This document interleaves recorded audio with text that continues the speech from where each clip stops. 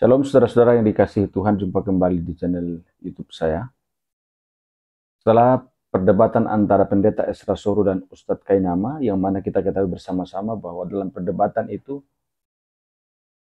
sangat luar biasa bahwa Ustadz Kainama itu dipermalukan oleh Pendeta Ezra Soru. Betul-betul dia tidak bisa berbuat apa-apa.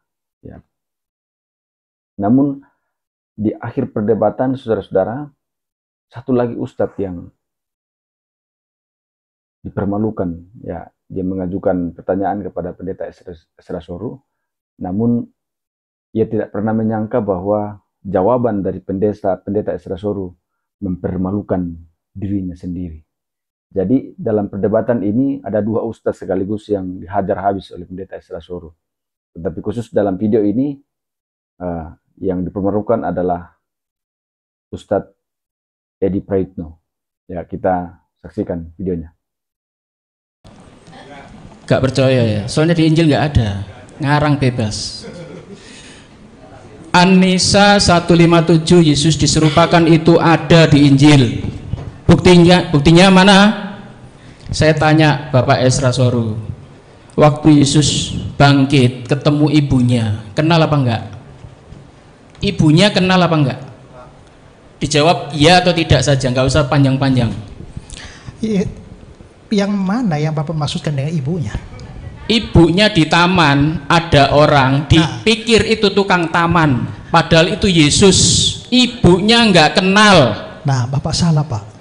Itu bukan ibunya. Bapak baca Alkitab kurang bagus itu. Ibunya, Pak. Bapak salah, Bapak baca ulang lah. Kemudian murid-muridnya berjalan, muridnya nggak kenal, Pak. Coba buka di Yohanes berapa, Pak? Coba buka, Pak. Dipanggil ibu itu, Pak. Sampai kok ngomong gak ibu itu. 1 menit lagi. Pertanyaannya dulu, Pak. Ya. An-Nisa 157 itu terbukti di Injil ada, Pak. Oke. Buka dulu Injilnya.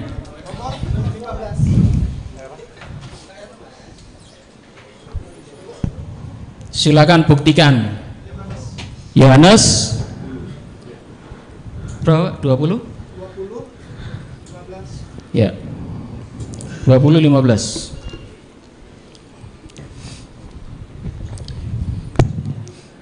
Yang di taman itu. Itu tadi, Ya. tadi itu. Ya. Tadi. Ibu, Naik. mengapa engkau menangis? Coba diturunkan sedikit. Nah, itu ayat 13. Tuanku telah diambil orang. Kemudian ada orang di situ dipikir tukang taman. Ibunya nggak kenal, wajahnya nggak kenal, suaranya nggak kenal. Baik, Pak, untuk waktunya sudah habis. Apa pertanyaannya? Bahkan murid-muridnya saat berjalan, muridnya nggak kenal. Berarti An-Nisa 157 terbukti. Terima kasih. Wassalamualaikum warahmatullahi wabarakatuh. Pertama-tama, ya. Mohon tenang kembali para audiensnya. Nah, ini yang menunjukkan Bapak baca Alkitab saja nggak beres itu.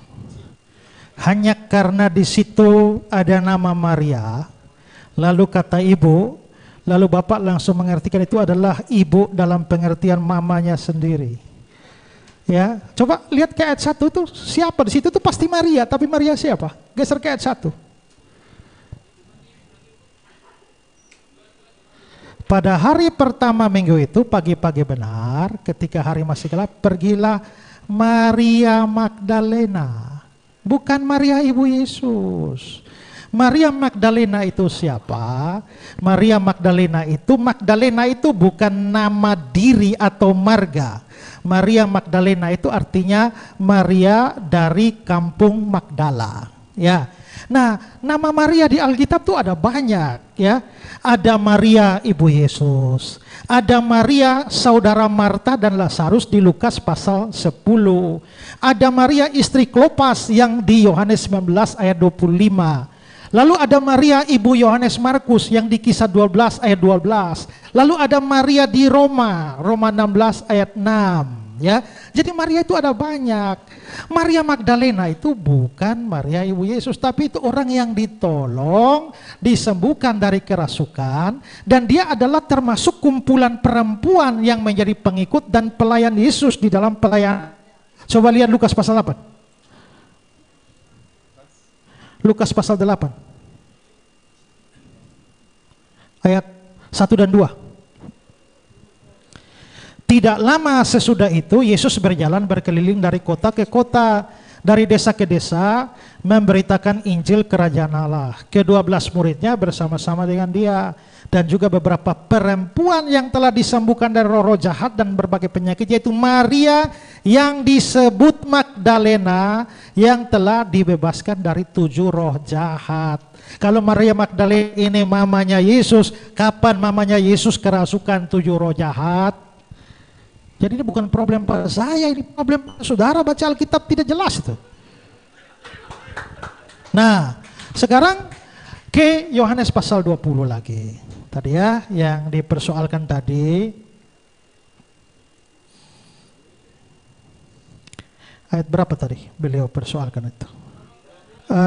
Ya, hai ibu, mengapa engkau menangis? Begitu beliau baca ibu di sini langsung ini pasti mamanya. Salah.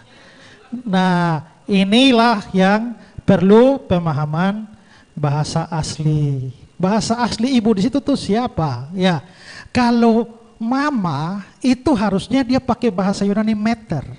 Dari meter itu jadi mother, bahasa Inggris. Tapi kalau saudara lihat bahasa aslinya di situ tidak memakai meter, tapi memakai gunai. Ya, Pak tidak punya hak bicara. Sekarang saya. Ya. Nah, jadi Maaf Pak, biarkan narasumbernya menjawab ya, saja. jadi di situ kita bisa lihat bahwa yang disebut itu sebenarnya guna itu bukan ibu, bukan mama. Sekarang coba, itu artinya guna itu artinya perempuan. Sekarang lihat ayat 15 terjemahan lama lah. Terjemahan lama. Ya.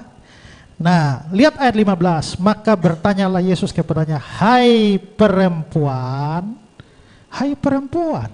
Jadi kita bisa melihat bahwa memang itu bukan mama. Jadi pertama saudara sudah salah. Dan yang kedua adalah, mengapa kok mereka tidak mengenal Yesus? Baik Maria Magdalena maupun orang yang berjalan. Nah, kalau saudara melihat bahwa memang pada waktu Yesus bangkit, itu ada perubahan di dalam dirinya karena dia sudah mengenakan tubuh kebangkitan. Ya, itu tubuh kebangkitan, makanya di dalam bagian yang lain dikatakan bahwa dia menampakkan diri dalam rupa yang lain. Karena itu memang ada pemuliaan lebih lanjut. Yesus itu dia mengenakan tubuh manusia, darah dan daging. Tapi pada waktu dia dibangkitkan, sekarang coba lihat Pak Filipi pasal 3. Tetapi tanah air kita ada di surga, dan dari sana kita juga menantikan juru selamat, yaitu Tuhan Yesus Kristus, yang akan mengubahkan rupa tubuh kita yang hina ini menjadi serupa dengan tubuhnya yang mulia. Jadi memang ada perubahan atau pemuliaan lebih lanjut kepada tubuh Yesus setelah bangkit. Karena itu kalau dia sedikit untuk sementara waktu tidak dikenali, itu hal yang wajar. Tapi poinnya tetap ada. Karena apa? Karena Bapak boleh pertanyakan, kok kenapa Maria Magdalena tidak mengenal? Tapi coba baca cerita sebelumnya dan sesudahnya. Bukankah itu tetap berbicara soal kematian dan kebangkitan? Karena itu sebenarnya penyamaan Al-Quran dengan fakta ini itu sangat tidak cocok, Pak. Supaya Pak tahu bahwa sebenarnya ada dokumen yang lebih cocok dengan Al-Quran Bapak itu. Ya, itu adalah sejumlah tulisan dalam koleksi Nag Hammadi oleh seorang dan juga pemahaman seorang namanya Basilides yang itu dianggap sebagai dokumen gnostik dan dongeng-dongeng yang muncul dalam gnostik, dan itulah yang mirip dengan Al-Quran Bapak, bukan Injil Yohanes. Ya, seperti itu saudara-saudara, ya, sesuatu yang sangat lucu bahwa dia mengajukan pertanyaan seolah-olah pendeta Esra Soru tidak akan bisa menjawab, tetapi justru sebaliknya ia dipermalukan. Namun di dalam apa yang disampaikan ini, saudara-saudara, justru sesuatu yang sangat lucu menurut saya, karena tanpa sadar bahwa ia sedang mengakui bahwa Yesus memang bangkit. Ia mengakui berdasarkan ayat-ayat di dalam Alkitab. Padahal Ustadz Kainama mengatakan bahwa Yesus tidak mati, tetapi dia sembuh dengan obat 30 kilogram. Nah, jadi menurut saya dalam perdebatan ini dua ustadz ini telah dipermalukan dan cukup blunder habis. Ya, Tuhan Yesus memberkati.